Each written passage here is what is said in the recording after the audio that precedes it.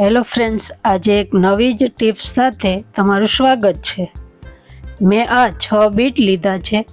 આપણે બીટને સરસ ધોઈ લીધા છે। આજે આપણે બીટનો અલગ જ રીતે ઉપયોગી પાવડર બનાવવાની રીત બતાવીશ।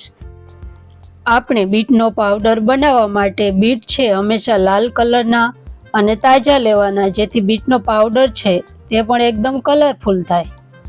આપણે બધા જ બીટની આ રીતે છાલ ઉતારી લેશું। છાલ ન ઉતારો તો પણ ચાલે। જુઓ આપણા બીટ કેવા લાલ કલરના સરસ છે। ફ્રેન્ડ્સ, બીટ હિમોગ્લોબિન વધારવા માટે ઉત્તમ છે, હૃદયમાં લાભદાયી છે, વજન ઉતારવામાં બીટનું જ્યુસ ફાયદાકારક સાબિત થશે। આમ બીટ શરીર માટે અનેક ફાયદા કરે છે।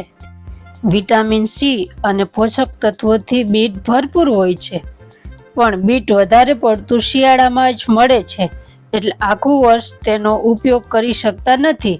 તો તેના માટે બીટનો પાવડર બનાવવાની બેસ્ટ ટિપ્સ છે। આપણે બધા જ બીટની આ રીતે છાલ ઉતારી લીધી છે।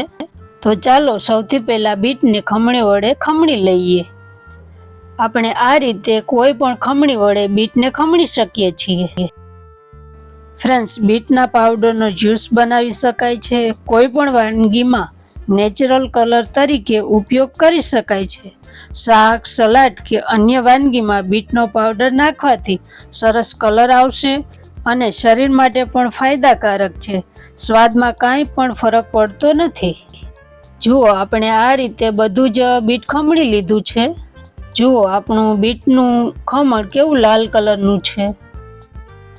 આપણે આ રીતે થાળીમાં બધા જ બીટનું ખમણ છૂટું છૂટું પાથરી દેશું, જેથી સૂકવવામાં સહેલું પડે અને કાઢતી વખતે સરળતા રહે। આપણે આ બીટનું ખમણ સાવ સુકાઈ જાય ત્યાં સુધી 4-5 દિવસ તડકે સૂકવી દેશું અને રોજ તેને આપણે ફેરવતા રહેશું। મારો વિડીયો ગમે તો લાઈક કરજો, શેર કરજો અને ચેનલને સબસ્ક્રાઈબ જરૂર કરજો। આપણે 5 દિવસના અંતે બીટનું ખમણ સરસ સુકાઈ ગયું છે।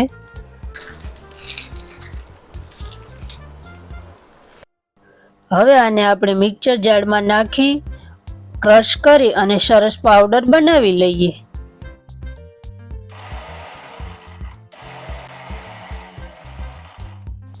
આપણે આ બીટને ક્રશ કરી લીધું છે। હવે તેને ચાળી લેશું। આપણે ચાળતા જે પાવડર વધે તેને આપણે ફરીથી ક્રશ કરી લેશું। આપણે આ બીટને ચાળી લીધું છે।